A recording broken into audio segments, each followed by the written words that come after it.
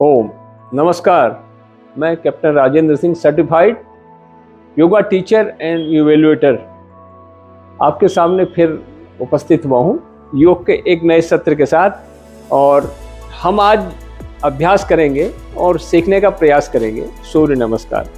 आपने YouTube में और इंटरनेट की दुनिया में बहुत सारे वीडियोस भी देखे होंगे जिसमें सूर्य नमस्कार के बारे में बताया जाता है। तो सूर्य नमस्कार एक संपूर्ण समग्र रूप से किए जाने वाली एक क्रिया है जिसमें 12 आसनों को सम्मिलित किया गया है और 12 आसनों में भी 7 तो मूल हैं और 5 उसी को पुनरावृत्ति वाले हैं।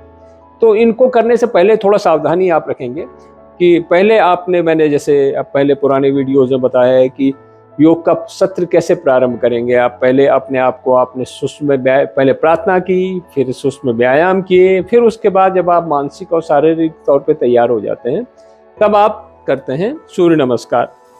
तो सूर्य नमस्कार करने के लिए आपके पहले तो आपका जो मैट है वो लगभग 6 फीट की होनी चाहिए। आपके वस्त्र ये लूज भी होने चाहिए, बिल्कुल टाइट वस्त्र भी ठीक नहीं रहते और इसमें आपकी बॉडी की फ्लेक्सिबिलिटी बनी रहे। इसके लिए आप क्या करेंगे कि बिल्कुल जब आपका पेट, कोई भी आसनों को करने से पहले पेट आपका खाली रहना चाहिए। प्रातःकाल सबसे अच्छा रहता है, शाम को करते हैं तो दोपहर के भोजन के लगभग 3 घंटे के बाद, कहीं पे 2 घंटे 40 मिनट 50 मिनट तक कहते हैं, लगभग वो डिपेंड करता है आपने भोजन कौन सा किया। तो जब भी आप इसको प्रारंभ करें तो योग के जो मैट है, जैसे मैं यहाँ पे खड़ा हूँ तो ये इसके आगे चले जाएंगे इसके, क्योंकि अब आपकी पूरी क्रियाएं पीछे तक पैर जाएंगे तो यहाँ पे आ गए। और ये इसमें 12 आसन आएंगे। 12 आसनों में करने के लिए पहले तो आप खुद बड़ा आनंद आएगा। कुछ आसन तो आप पहले से जानते हैं, जैसे नमस्कार आसन, तो ये नमस्कार आसन होगा तो ये रिपीटेटिव भी होगा 2 बार। तो हम क्या करते हैं, पहले ये चले गए मैट के आगे और दोनों हाथों को जोड़ा, ये हाथों को जोड़ते हुए ये नमस्कार आसन, और फिर हस्त उत्थान आसन किया। धीरे धीरे अपने शारीरिक अवस्था को ध्यान में रखते हुए आपकी अपना पूर्व अभ्यास का कितना आपको अनुभव है उसके अनुसार, फिर उसके बाद हस्तोत्थान के बाद पाद हस्तासन, सांसों को छोड़ते हुए नीचे आते हैं। अभी क्या करेंगे, अश्व संचालन। दाहिने पैर को आगे रखा और सांसों को लेते हुए ऊपर की तरफ नजर टिकाई, छत की तरफ, और कुछ इसी स्थिति में रुके हुए यथा स्थिति अपने आप को स्ट्रेच करें और फिर धीरे धीरे आ जाएंगे पर्वतासन।